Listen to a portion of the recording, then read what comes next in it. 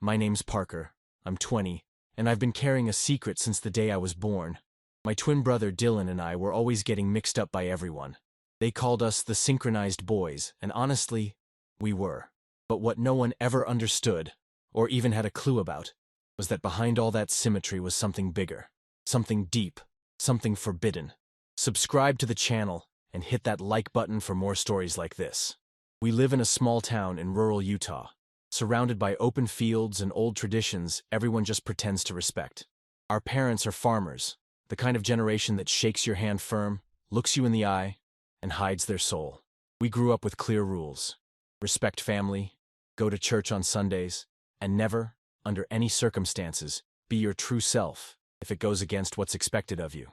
I was obedient for a long time, longer than I'd like to admit. I fit every piece, disguised every impulse, and smiled like everything was fine inside. But Dylan, he was always different that way. More impatient with hypocrisy, braver about showing the cracks, and much more willing to open doors I struggled to keep locked. But the point of this story isn't just what we felt. It's where it all happened, and how we created a universe all our own to survive. Dylan had a crazy idea, or a genius one, or both. And from that idea, the Secret Gay Twin Brothers Band was born. A name that would never be said out loud, not even between us. But that's what we called it. In silence, the code of our resistance. What you're hearing here is just the beginning. The full stories, unfiltered and with all the details you can imagine, are available now. Check the link in the description right now. This is the kind of story you'll never hear anywhere else. And maybe you'll never hear another one like it. If this has hooked you so far, take a deep breath, because this is only the start. Life here was always about repetition.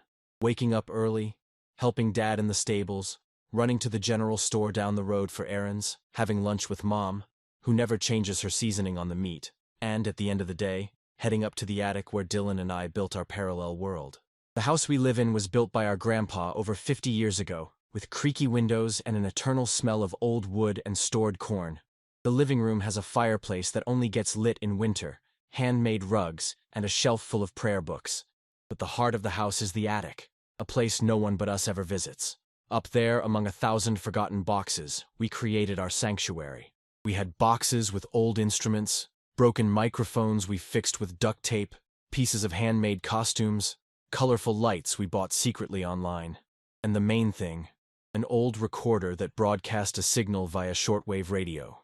That's where the sound of our secret band was born. No one but us knew about it. To the rest of the world, we were the good Turner boys. But up there, in that stuffy, dusty space, we were what we truly wanted to be. Free voices, singing about desires no one would let us feel in silence. We'd meet there when everything was dark. Our voices would cut through the night as music, going out on shortwave radio, picked up by old radios no one uses anymore. It was naive, maybe, but no less powerful. Each song was a release, a secret wrapped in harmony. And every time I sang, I could feel Dylan looking at me the way only he knew how. Like he saw even what I couldn't name in myself yet. Things still seemed under control at this point, but not for long. It was on one of those muggy summer nights that everything started to slip out of bounds. Addie, the pastor's daughter, threw a party hidden from her parents. Everyone from our crowd went, except me. Dylan insisted, tried to pull my arm, made that face he'd make when he wanted to break my resistance, but I said no. I made up some lame excuse and stayed home. In the early hours of the morning, I heard footsteps heading up to the attic. It was him. He was sweaty, hair all messy, and a strange sparkle in his eyes. I sat on the other side of the attic, wrapped in a blanket, pretending to read an old score. He didn't say anything for a while, just turned on the recorder and started playing those chords we knew by heart. "Everyone kisses at those parties," he said suddenly. I pretended I didn't get it, but I understood every word. "You should have gone. There was this guy there, James. Remember him? He said he thought our sound was cool. Asked us to play sometime. I thought you'd like to hear that." My voice got stuck in my throat. In some nameless way, I hated the thought of Dylan being seen, playing something that was ours, sharing that sound with people who didn't understand. "He tried to kiss me," he added, "but I couldn't." That sentence hit me like an invisible bullet. Dylan wasn't one to hesitate, especially with things like that. He looked at me. The silence lasted seconds that felt like minutes. The air felt different, and I felt my stomach churn. I guess I only liked the idea at first, Then, I thought of you, and then everything just fell apart. He dropped the guitar on the floor, moved a little too close. His eyes were glued to mine. The recorder was still on, playing in the background the last melody we recorded together. A ballad with lyrics too ambiguous to be completely innocent. I could hear every beat of my heart, and, for the first time, I knew what was between us wasn't just music, not just affinity, not just genetic synchronicity. It was something that left me unnerved, on the edge of a cliff, wanting to jump. In the following days, we pretended nothing had been said. But something had changed. He knew. I knew. And everything started to happen under a new, invisible layer. Small gestures took on another weight. When Dylan touched my shoulder, it was like incandescent embers landing on my skin. When we exchanged smiles during rehearsals, even with our parents around, there was something unsaid moving inside me. And him too. We sat closer, exchanged lingering glances, and created melodies with lyrics that seemed like veiled answers. One weekend, we organized a special session in the attic. Dylan suggested a set with more honest songs. I nodded, kind of too scared to ask what he meant by that. We spent hours adjusting lights that flashed in pink and blue tones. He tuned his guitar while I fiddled with the cables of the old mixer. We put together impromptu costumes with fabrics we found in my grandma's boxes, with feathers, faded glitter, and gloves that looked like 70s drag queens. It was ridiculous, and at the same time magical. "We should record our own version of Night Moves," he said. I replied with a smile, and deep down, I knew what he wanted. To build a bridge between who we were and who we could be, no matter how absurd it seemed outside that attic. We ended the night lying on the floor, side by side, staring at the time-worn plank ceiling. He whispered, "Nothing in this world understands me like you do." I wanted to reply that he was my mirror and my abyss, but I stayed quiet and just squeezed his hand. And in that silence, we breathed the same air as if everything, for a few hours, could make sense. The following Sunday, our dad took the old recorder from the attic. He said he was going to try to sell it because no one uses that junk anymore. My body went cold. Dylan froze too. Imagining that recorder falling into the wrong hands was like being exposed. Our lyrics were there. Our voices. Our secrets wrapped in harmony. We managed to convince him to leave the equipment with us, insisting it was worth more as a collector's item than as electronics. Our parents didn't suspect a thing, or pretended not to see. That same day, I got a text from Addie. Heard rumors about a weird band broadcasting at night on the radio. They say the guys play songs with suspicious lyrics. Gay. She laughed. I thought she was talking about us. She never suspected me, and that's what terrified me. Dylan was agitated all week. With every car noise in front of the house, he'd peek through the curtain. He started avoiding going to the village, afraid of being recognized. Our friends started talking about the mysterious broadcasts, and even though no one knew who was behind them, I knew it was only a matter of time. And at the same time, the conflict inside me grew. I'd wake up at night with a tight chest, imagining our parents finding out. I'd watch Dylan sleeping and get lost in his peace, in the face that looked like mine, and in the feelings I couldn't suppress anymore. I wanted to run away. I wanted to disappear. I wanted to stop time on that dusty wooden floor where only our truths existed. I wanted to tell him everything. I wanted him to tell me too. But nothing was simple. And just when I thought the tension couldn't rise any higher, he looked at me, in the middle of a rehearsal.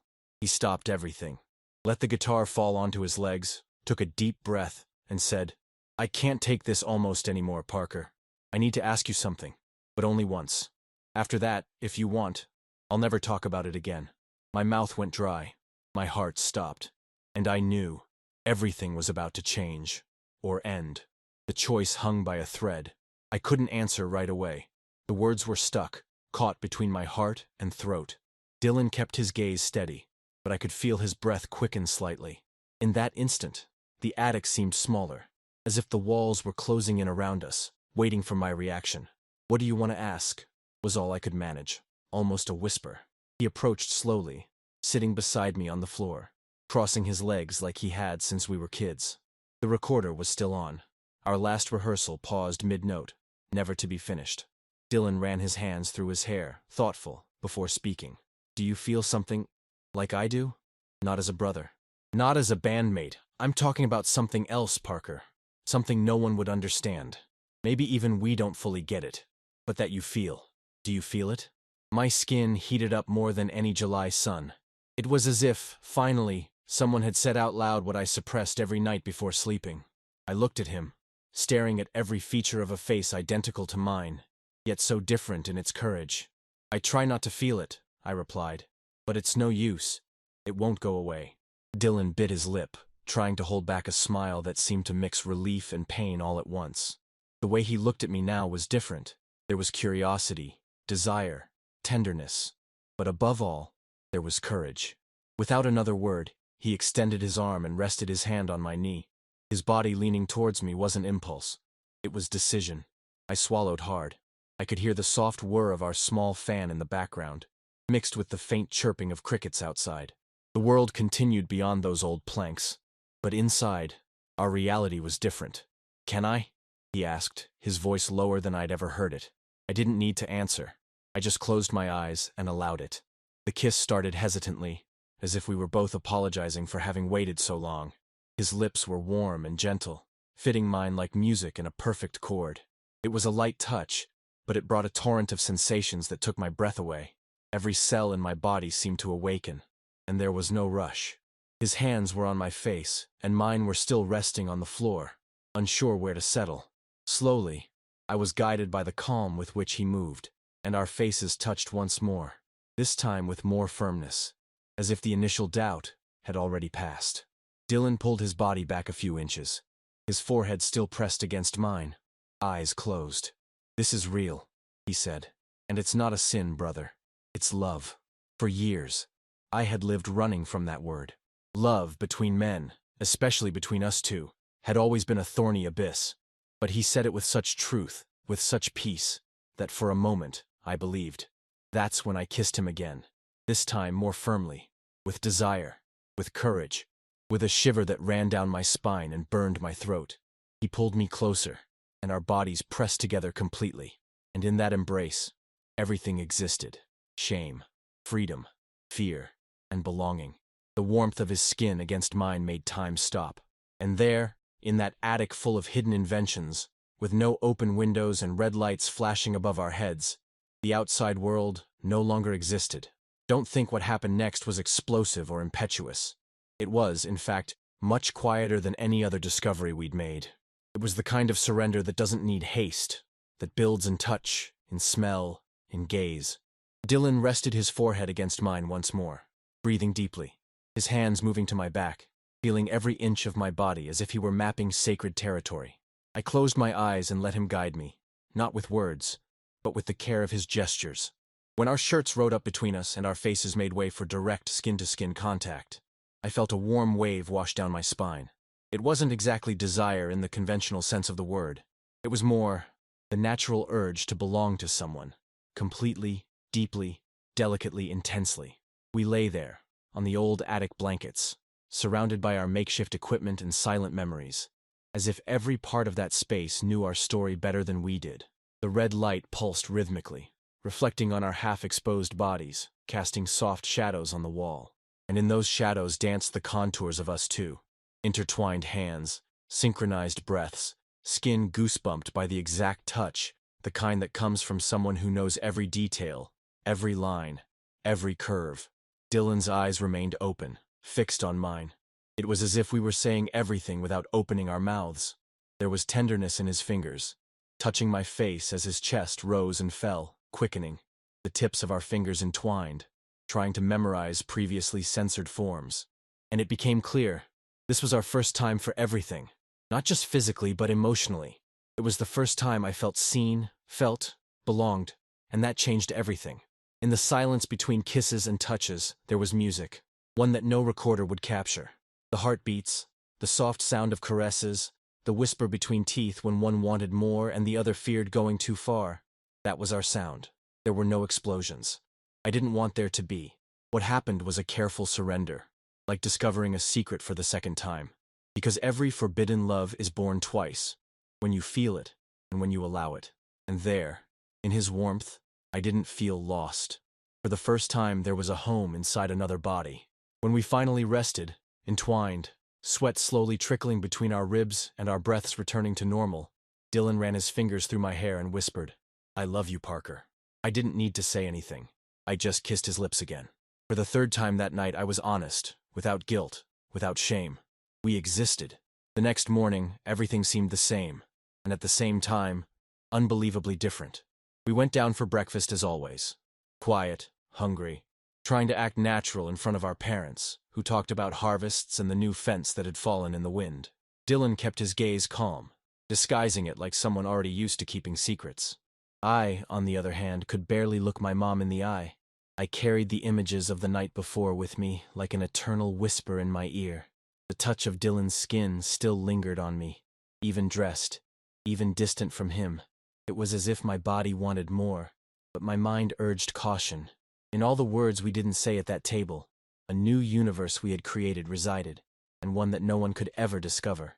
Late that afternoon, we went back to the attic. With the windows closed and the floorboards creaking under repeated steps, we sat again in the same corner where everything happened. For minutes, we just stayed there, looking at the stacked boxes, the forgotten tapes, the silent instruments. "I don't know where this story is going," I finally said. Dylan smiled, but it was a heavy smile. "Me neither. But we've already started. It'll be hard to go back." I agreed with a nod. And it wasn't about the band, the lyrics, the hidden nights. It was about us. About me. About the freedom to be, even if only there. In the following days we guarded our glances, tried to keep our distance when others were around, but we always returned, every night, to our sanctuary. We were careful, more than ever, but also more needy than we'd ever been. And perhaps the hardest part was pretending nothing had changed. Friends kept talking about the mysterious radio broadcasts. Dylan even suggested we stop. I refused. The music now was all that connected us to that truth. Even in secret, we wanted to continue. And every encounter after that first time was different, more intimate, less anxious, stronger. The bond, once made of silence and codes, now had names. We touched each other with the certainty of knowing. The impulse wasn't a flaw. It was the reflection of what lived hidden, and which now, finally, came to light, even if only for the two of us. I felt lighter, more whole, but also more divided. Because loving him hurt. Not because of the intensity, but because of the duty to hide. He was my brother, yes, and he was my everything. I cried some nights after the attic sessions, alone, in the dark of my room, not from regret, but from the silent pain of impossibility. A part of me wanted the world to end there, at the top of the old wooden stairs, without anyone having the power to tear us from each other. But reality knocked on the door every day. And with each neighbor's visit, each curious glance, I felt the thread between our freedom and our fall growing thinner and thinner. But still, we went back, every day, with listening, with care, with desire, with real love. Because the truth, however dangerous, once experienced, never stops pulsing inside you. The decision didn't come abruptly, nor with a rupture. It came gradually, in the details. In the glances that lasted a few seconds too long at the dinner table. In the hands that almost met when we walked through the fields. In the absence of excuses to go up to the attic several nights in a row. The tension began to grow from the outside in. The world outside, with its morality held high like a wall, began to fret about the freedom we were feeling between the planks of our hiding place. Our dad mentioned that the neighbor from the next field thought our relationship's intensity was strange. And it didn't take much to realize that the neighborhood's smiles weren't the same when we appeared together anymore. Everything became clearer when our uncle, the same one who barely visited, showed up by surprise one Sunday and dropped a cold comment at the table. "You two still glued together like shadows? One day you'll have to go your separate ways." Dylan lowered his head, and my stomach turned to stone. No one said anything for a few seconds. My mom changed the subject. Our dad went back to talking about fences and harvesting. But something had been torn out of there, even if no one confessed it. Later, in the dark of the attic, with the fan lazily whirring and the red lamp casting dancing shadows on the wall, he said what I had feared for days. "We should stop seeing each other like this. Stop. All of it." My legs froze. I felt my whole body protest, as if I'd been slapped without warning. He didn't look at me as he spoke. He kept coiling the microphone cable with his fingers, as if trying to bring order to the tangle of wires was enough to deal with the internal chaos. "It's not because I regret it," he continued, "nor because I don't feel it anymore. It's because it's getting dangerous, Parker. I love you, and I'm scared. Scared that someone will see, that everything will fall apart, that we won't be able to be anything anymore. I slowly moved closer and sat beside him. I wanted to scream, to say it made no sense, that there would never be a going back to how it was. Because, after the first time, nothing ever goes back. So, you want us to pretend all the time? I asked, staring at the floor. To become strangers? To keep singing songs no one really listens to while the whole world prefers us to shut up? Dylan finally looked at me. His eyes were watery, his expression tired, like someone carrying two worlds on his shoulders, and neither of them light. I just don't want you to get hurt, he said. And if all this explodes one day, you'll destroy yourself. And I don't know if I can watch you like that. We went to sleep without touching each other. For the first time, the silence of the night seemed cruel.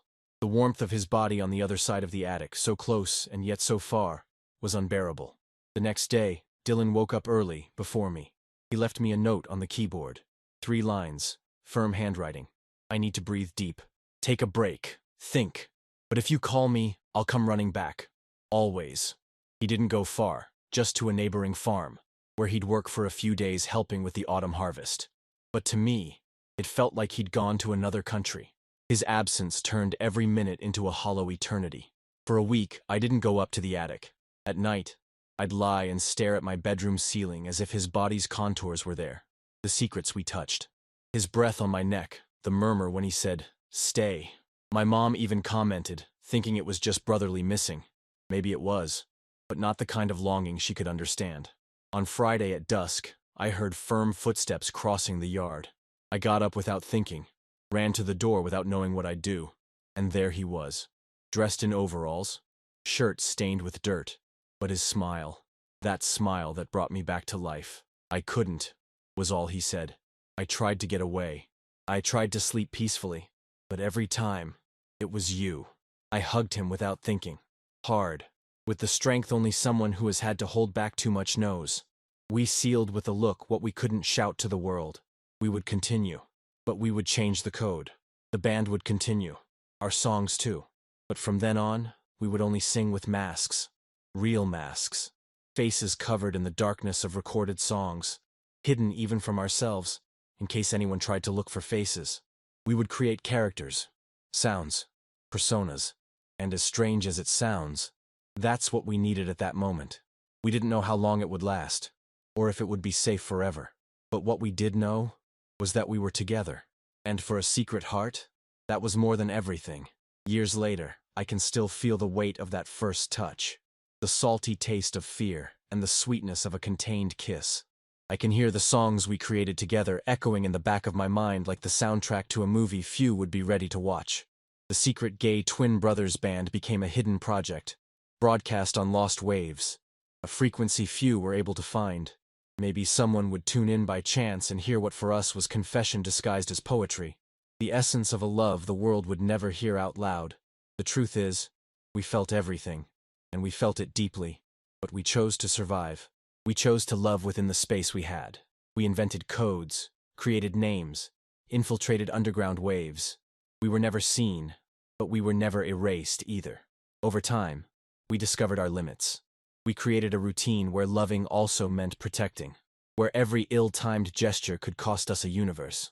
But Parker and Dylan never stopped existing, even when the band had to go dormant, even when the old radios fell silent from lack of signal, even when the neighbors stopped talking and our family pretended not to hear. I learned that love doesn't need to be shouted to be true. Sometimes, it exists only in the lingering gaze, in the silence that understands, in the embrace that doesn't let go. Our love was born among old wood and makeshift costumes. It grew among nameless songs, whispered to no one, and it survived amidst difficult choices, with all the courage we could muster. Today, only the memories remain, and the hidden archives. Perhaps one day someone will find them. Perhaps they'll realize more than they expected, or maybe they'll never know. But I know, and so does he. And when I think about it all, I don't regret a single second. If you've listened to this story so far, all I can say is, thank you. You've just touched what many will never see. You've walked on the edge of a secret. And I truly hope that if your story ever hurts, because it's impossible for everyone to see, you'll have the courage to create an attic for it. A place all your own. Safe. What you're hearing here is just the beginning. The full stories, unfiltered and with all the details you can imagine, are available now. Check the link in the description right now. Because everyone deserves to be able to love, even if in the dark. If this story touched you in some way, if any word found a home in you, subscribe to the channel, hit that like button, and turn on notifications. Here, we tell stories from places no one dares to look, and every story tells much more than it seems. Until next time. And remember, love, even in secret, is the most sincere way to survive.